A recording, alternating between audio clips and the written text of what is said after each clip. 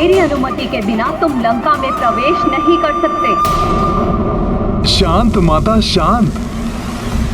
आपके इस क्रोधित और विकराल रूप के पीछे छिपे हुए सौम्य एवं शांत रूप से मैं भली भांति परिचित हूँ।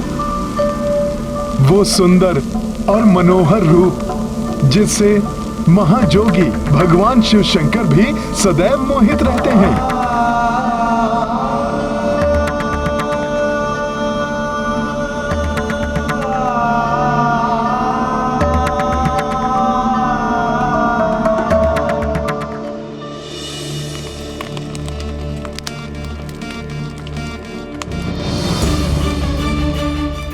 स्वामी, स्वामी कहाँ हैं आप?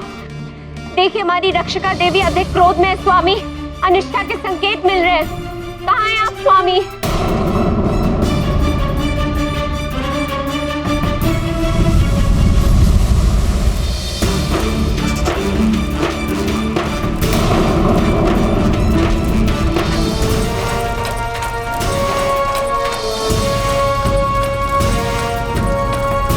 महारानी मंदोदरी,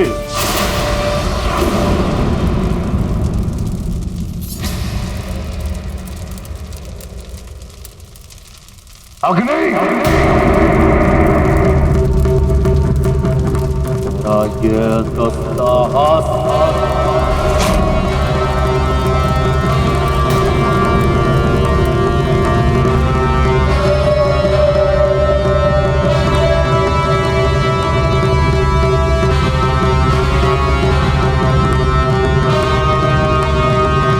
स्वामी,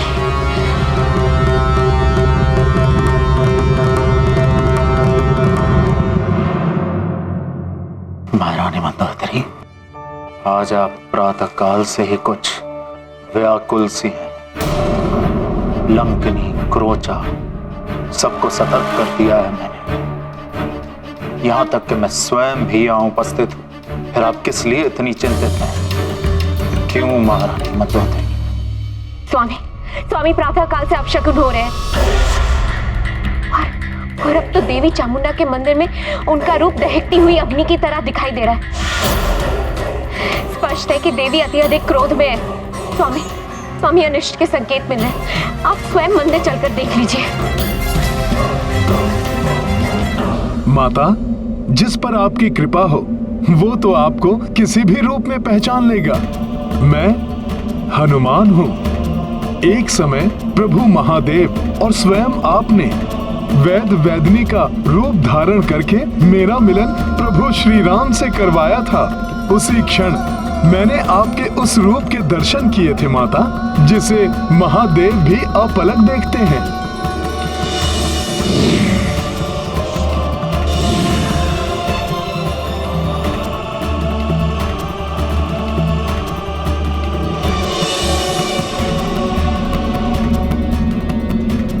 अपने उस रूप के दर्शन दीजिए माता। अपने उस रूप के दर्शन देकर हनुमान को कृतार्थ कीजिए माता।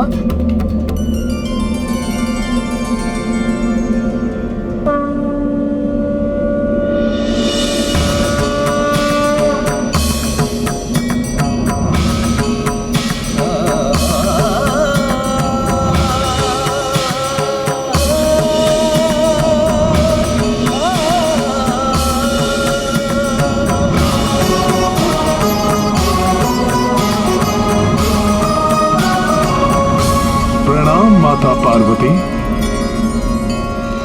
आइए स्वामी, स्वयं अपने नेत्र से माता का रौद्र रूप देख लीजिए।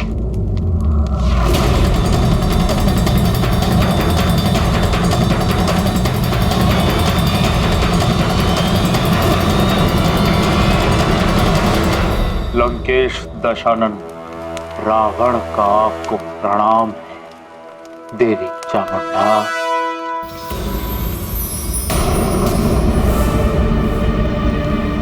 ये कैसे हो गया? स्वामी मेरा विश्वास कीजिए, मैं सत्य कह रही हूं। अभी कुछ क्षण पूर्व इन दीपकों की ज्योति ज्वालामुखी भांति भभक रही थी और माता के चारों ओर उनकी क्रोध की अग्नि जलती हुई दिखाई दे रही थी। हाँ, ये देवी के क्रोध की नहीं, आपके भ्रम की अग्नि है जो बार बार भड़क रही है।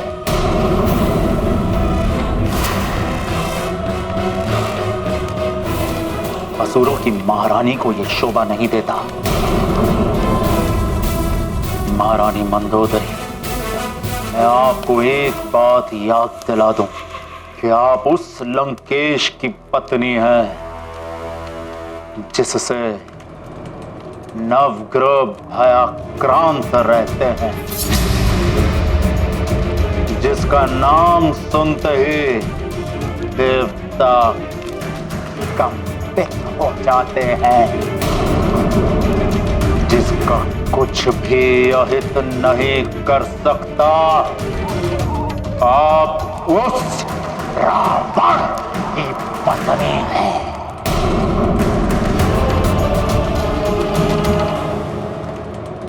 माता, मैं यहाँ किसी का कोई अहित करने के उद्देश्य से नहीं आया हूँ। मैं तो मात्र इसलिए तुम्हारे यहाँ आने का उद्देश्य मैं भाप चुकी हूँ हनुमान।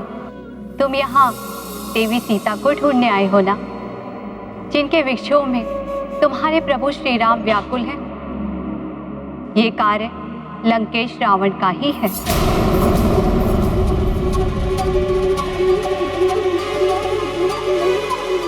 आश्चर्य है माता, जब आपको सब ज्ञात है तो आपने मुझे क्यों रोका? उस दुष्ट रावण और उसके इस पाप की नगरी लंका की रक्षा क्यों कर रही हैं आप माता? भगवान शिव की अर्धांगिनी और जगत जननी माता पार्वती को यह सब क्यों करना पड़ रहा है माता? ये विवशता है मेरी।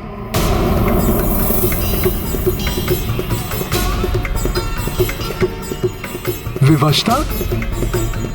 आपको कोई कैसे विवश कर सकता है माता? तुम जानना चाहते हो तो सुनो हनुमान। रावण कुशल संगीतज्ञ है।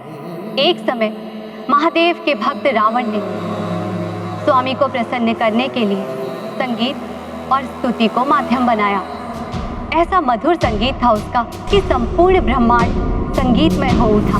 जटाटवी गलज्ज्वल प्रवाह पावितस्थले कलेवलम्ब्य लम्बितां भुजंग तुंग मालिकां डमड्डमड्डमड्डमन्निनाद भट्टवर्वयं चकार चंड तांडवं तनोतु नः शिवः शिवम्। जटाकटाह संभ्रम भ्रमन्निलिम्प निर्झरी विलोल वीचि वल्लरी विराजमान मूर्धनि धगद्धगद्धगज्ज्वलल्ललाट पट्टपावके किशोर चंद्रशेखरे रतिः प्रतिक्षणं मम।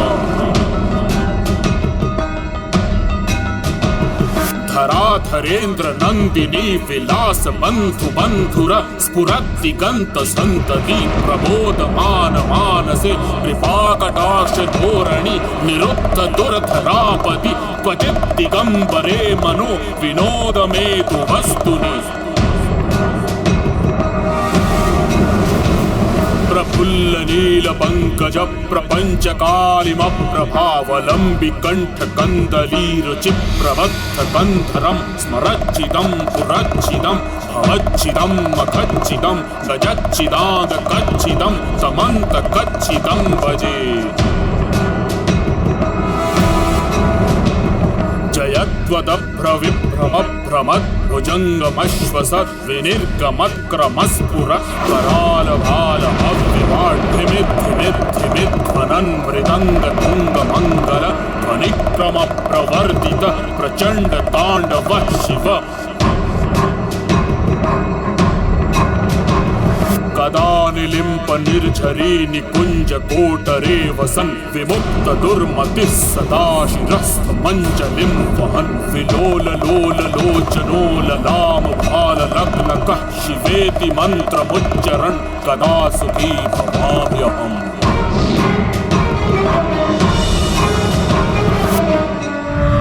रावण,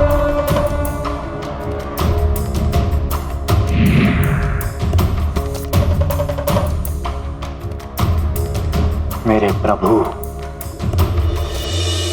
ये सत्य है माता, संगीत के माध्यम से शीघ्र ही आत्मा परमात्मा से एकाकार हो जाती है। इसीलिए महादेव शिव भी संगीत के स्वरों से प्रसन्न होकर खींचे चले आए। हाँ हनुमान, रावण ने स्वामी को प्रसन्न तो किया ही, उनसे वरदान के रूप में प्रभु का आत्मलिंग मांग लिया। आत्मलिंग? हाँ हनुमान, आत्मलिंग स्वामी का ही एक रूप है जो सदैव उनके हृदय में विराजता है। रावण उसे यहाँ लंका में लाकर प्रतिष्ठित करना चाहता था, जिससे उसकी लंका सदैव के लिए अजय एवं अभेद्य हो जाए। प्रभु तो भोलेनाथ हैं, उन्होंने अवश्य ही रावण की इच्छा पूर्ण कर दी होगी। प्रभु तो आशुतोष है, अवघड़दानी है। अपने भक्त को कुछ भी प्रदान करने में उन्हें कोई संकोच नहीं होता। वरदान स्वरूप उन्होंने रावण को आत्मलिंग प्रदान तो कर दिया, परंतु साथ में एक प्रावधान भी कर दिया। तुम्हारे अद्भुत स्तुति और संगीत ने मुझे प्रसन्न कर दिया है रावण। मैं तुम्हें अपना आत्मलिंग प्रदान करूंगा, किंतु ऐसी किसी भी पवित्र वस्तु को ले जाने के लिए उस भक्त को उस वस्तु के प्रति अपनी पूर्ण श्रद्धा एवं निष्ठा का प्रमाण देना होता है। प्रभु, मेरे इष्ट, मेरे आराध्य, आपका परम भक्त अपनी श्रद्धा और भक्ति का कोई भी प्रमाण देने के लिए प्रस्तुत है। तो सुनो रावण, लंका पहुंचने से पूर्व मार्ग में कहीं भी तुम आत्मलिंग को पृथ्वी या किसी अन्य स्थान पर नहीं रखोगे, और दक्षिण समुद्र तक पहुंचने से पूर्व तुम पुष्पक विमान का प्रयोग भी नहीं करोगे। प्रभु, आपके श्रेष्ठतम भक्त रावण की भुजाओं में इतना बल है कि आपके पवित्र आत्मलिंग को मैं लंका तो क्या, समस्त ब्रह्मांड में अपनी भुजाओं में लेकर भ्रमण कर सकता हूं। अब लंका तक आपका पवित्र आत्मलिंग मेरी भुजाओं में आरूढ़ होकर जाएगा। ऐसे पृथ्वी पर रखने की मुझे आवश्यकता ही नहीं पड़ेगी महादेव।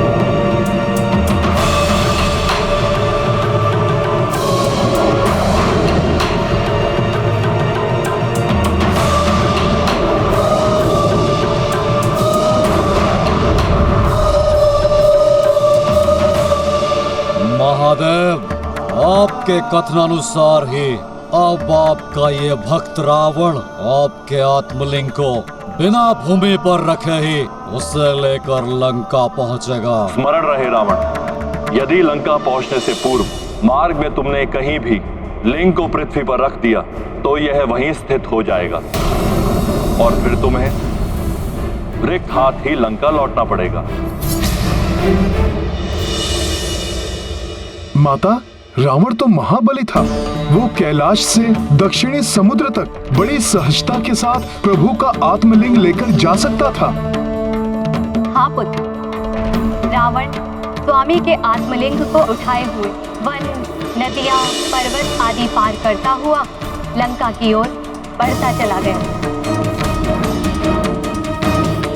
तब देवताओं ने उसके मार्ग में अनेकों बाधाएं उत्पन्न की। वायुदेव ने धूल भरी आंधियां चलाई, परंतु रावण सतत आगे बढ़ता चला गया।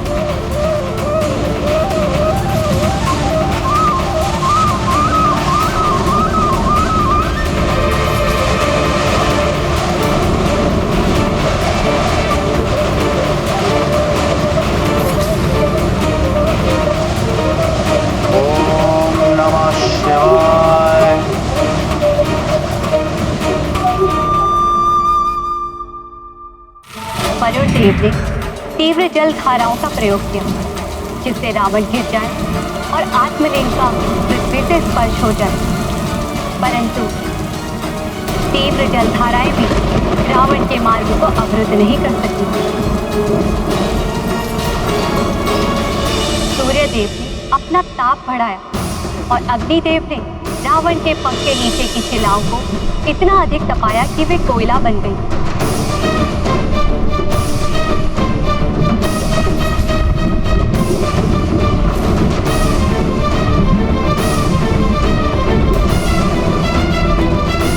परंतु रावण की इस यात्रा को कोई नहीं रोक सका।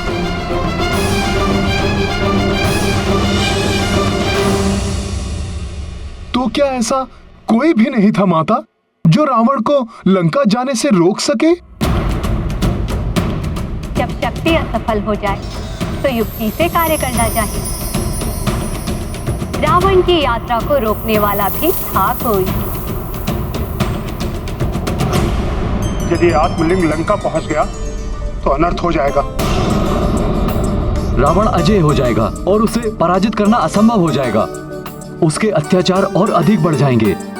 राक्षसों के दुराचार और पापाचार से सब त्राहिमाम हो उठेंगे। यहाँ तक कि प्रभु श्री राम के लिए भी रावण को परास्त करना असंभव हो जाएगा। हम सभी देवताओं के समस्त प्रयास असफल हो चुके। अब आप ही हमारी अंतिम आशा है पार्वती नंदन। आप सब चिंता मत कीजिए। पिताश्री के आत्मलिंग को लेकर लंका तक रावण को नहीं जाने देगा ये गणेश।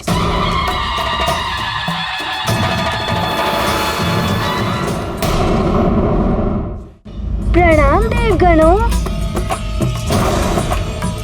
आप सब चिंतित ना हो।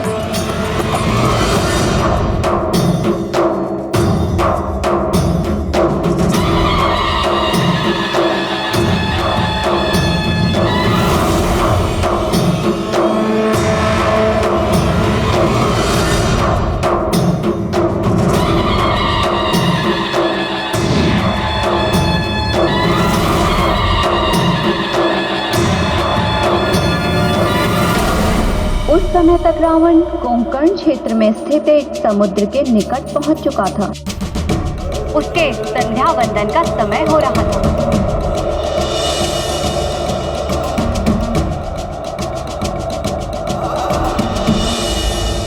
लंकेश, यदि भक्ति भावना के साथ पिताश्री के आत्मलिंग को ले जाते तो मैं कदापि न रोकता, किंतु अजय होकर संसार को प्रताड़ित करने की भावना से पिताश्री के आत्मलिंग को ले जा रहे हो, जो अनुचित है।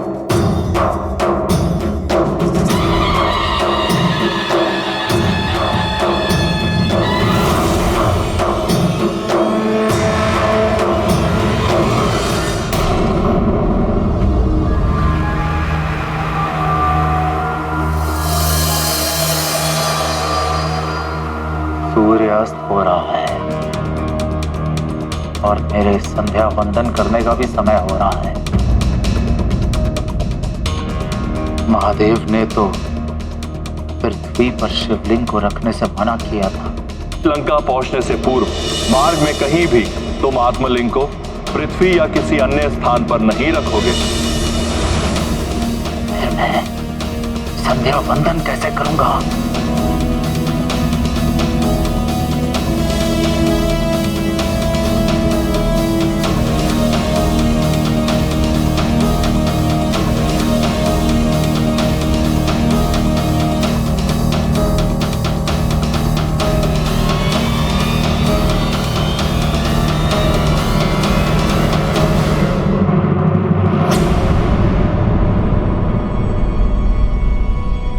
प्रतीत हो रहा है कि कोई है।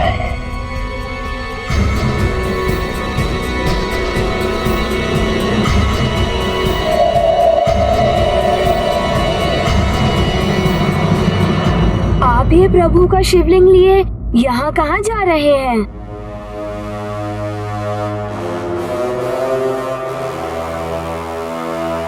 मैं कहीं भी जाऊं उससे तुम्हें क्या?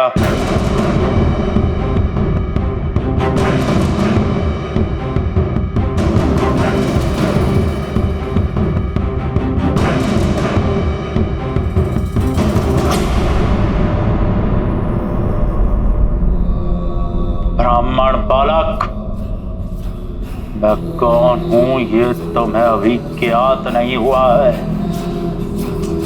उचित होगा कि तुम मेरा पीछा करना बंद कर दो, अन्यथा तुम संकट में पड़ जाओगे।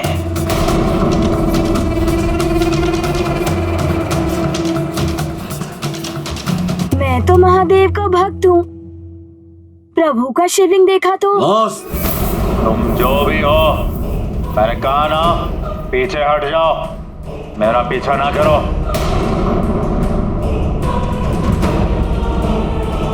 फिर क्या हुआ माता? क्या गणेश जी महादेव के आत्मलिंग को रावण द्वारा लंका ले जाने से रोक पाए?